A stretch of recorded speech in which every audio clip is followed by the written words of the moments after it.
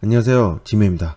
정말 발빠르게 움직이는 사람들이 있는 것 같습니다. 뭐 저야 이렇게 유튜브 찍고 있는데 오히려 이렇게 바로 움직여서 하는 사람들이 좀 수익이 잘 나지 않을까 싶은 생각이 또 해보게 됩니다. 자, 도봉구에 있는 아파트입니다. 전용이 상당히 큽니다. 40.832제곱미터고 832평이고요. 감정평가는 8억 1,800, 유찰돼서 6억 5,400만원입니다. 22층 중에 12층이므로 굉장히 로얄층수죠. 사용승인이 02년도이므로 수리는 좀 해야 됩니다. 위치가 좋습니다. 지하철에서 굉장히 가까운 거리, 지하철 이쪽에 있거든요. 굉장히 거리가 가까운 거리여서 좋은 위치에 있는 물건입니다.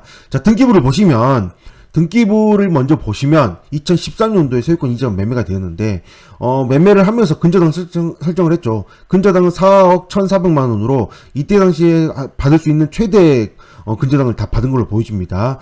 그리고 나서 추가적으로 2014년도에 개인 근저당 2건을 설정했습니다. 그래서 근저당 3건을 합치면 얼마가 되나요? 이거 1억 2천 약 한 5억 3천, 5억 3,400. 물론 이게 채권 최고의 기준입니다.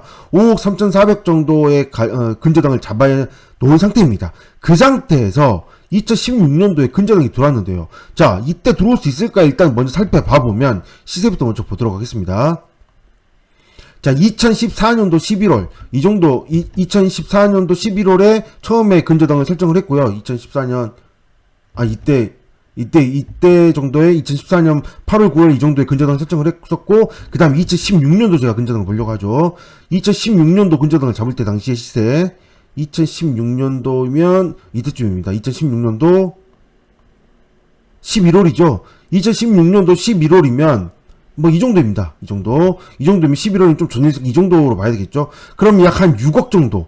6억에서 많으면 뭐 좀 넘어가기도 한 6억 7천 이렇게 나오기도 하지만 6억이나 6억 2천 이 정도로 봐야 되는 거죠. 그래서 한 시세가 6억 정도 돼 보이는 그 정도 시세인 상태에서 근저당을 5억이나 들어옵니다. 5억이나. 자, 이 두 개, 여기 앞에 합친 금액이 약간 5억 3천, 약 5억 3천 정도 되어 있는 근저당이 잡혀 있는 담보에서 5억이라고 추가적으로, 근저당이 들어오는 거죠. 이거는 이렇게 된 이유는, 회사에서 근저당을 잡았고, 그 다음에 채무자가 회사입니다. 즉, 이 집뿐만 아니라 채무자, 회사를 담보로, 담보를 잡기 때문에 이렇게 근저당이 많이 설정이 된 것입니다. 일반적으로 이렇게 설정이 될 수가 없죠. 담보 없는데 돈 이렇게 많이 빌려줄 리가 없잖아요.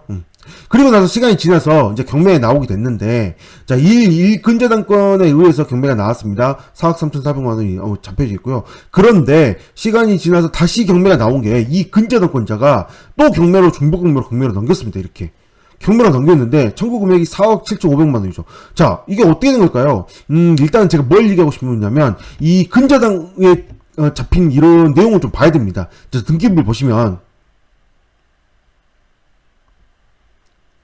등기부를 보시게 되면 자, 이겁니다. 자, 근저당 2016년도에 근저당이 잡혔는데요. 5억입니다. 근저당권자가 주식회사 회사이고요. 일반적인 회사입니다. 그리고 채무자도 회사를 담보로 근저당을 설정을 하죠. 그래서 5억이라는 채권 최고에게 돈을 빌려주는데 이 채권 최고액이 5억이 전부에 있는지 아니면 뭐 실제로 내부 금액은 얼마나 된지는 뭐 나와 있지는 않습니다. 그런데 2020년 7월이 되면서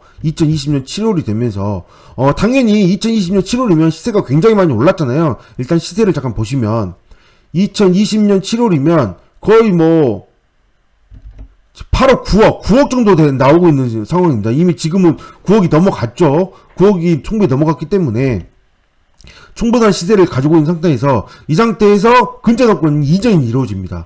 근저당부 확정 채권 양도로 인해서 개인에게 이렇게 근저당권이 이전이 되는데 이 이전을 받으면서 5억이라는 금액의 채권을 매수하는 거잖아요. 매수할 때 아무래도 받기 힘든 돈이었을 테니 어느 정도 좀 할인을 하거나 뭐 기타 뭐 여러 가지 방법으로 이렇게 인수를 했을 겁니다. 그런데 이 김 씨도 돈이 없었나 봐요. 아무래도 이런 좋은 어마어마하게 이제 처음에는 집값 대비 너무 많이 잡혀서 부실채권이었는데도 불구하고 집값이 폭등을 했잖아요. 폭등을 하면서 이 근저당권자 김씨는 알게 된 거죠. 이런 사실을. 그러므로 이거를 매수를 하면 굉장히 수익이 된다는 걸 알기 때문에 매수를 하는데 돈이 부족하겠죠. 당연히 5억이라는 뭐 현찰이 전부 다 들지는 않겠지만 어느 정도 현찰이 필요한 상황이었기 때문에 돈이 없음으로 인해서 이 김씨는 뭘 택하느냐, 바로 여기 근저당부 채권 질권을 설정합니다. 이 김씨가 근저당을 인수하기 위해서 돈이 부족하니 다시 또 안씨한테 돈을 더 빌려서 합쳐서 근저당을 이전을 한다는 거죠.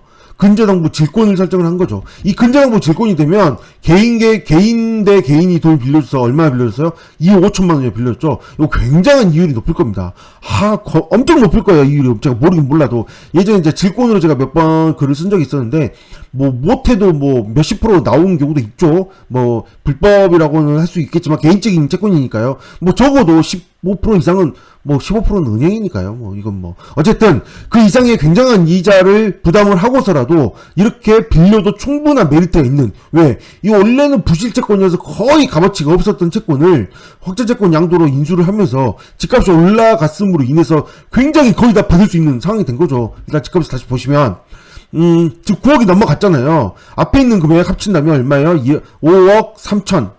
5억 3천 정도 되죠? 이 상태에서 뒤에 5억을 붙이니 거의 다 배당에 가까울 정도로 거의 다 많은 금액을 다 배당을 받을 수 있는 그런 채권이 돼버리는 거죠. 적은 비용으로 굉장히 좀 집값이 오름으로 인해서 굉장히 좀 이득이 굉장히 많이 난 게 아닐까 싶은 생각을 해보게 됩니다. 실제로 이 5억이라는 건 채권 최고액을 얼마에 인수를 했는지는 알 수 없지만 2억 5천을 빌린 걸로 봐서는 제 개인적인 생각은 2억 5천이지 않을까 생각을 해봅니다. 그래서 2억 5천을 전부 빌려서 돈 한 푼 들이지 않고 이 채권을 산 다음에 그 다음에 2억 5천에서 낙찰을 받으면 적어도 2억 이상 수익을 이 나는 게 아닐까. 뭐 이자를 충분히 다 엄청난 이자를 내고서라도 충분히 이익이 충분히 나니까요. 그래서 이렇게 진행한 게 아닐까 싶은 생각을 해보게 됩니다. 어쨌든 MPL 굉장히 발빠르게 움직여서 큰 수익을 난 게 아닐까. MPL이라고 해서 법인만 이전을 하게 됐지만 이 같은 경우는 이제 법인과 좀 상관없는 내용이거든요. 그렇다가 보니 이전이 가능한 상황이었고, 그래서 굉장히 좋은 수익으로 9억 넘어가서 한 10억 정도 하지 않을까, 시세가. 얼마나 낙찰될지는 지켜봐야 되겠지만 어쨌든 임페리얼 매수한 사람은 굉장한 수익이 날 걸로 보여집니다. 정말 발빠르네요. 여기까지 하겠습니다. 감사합니다.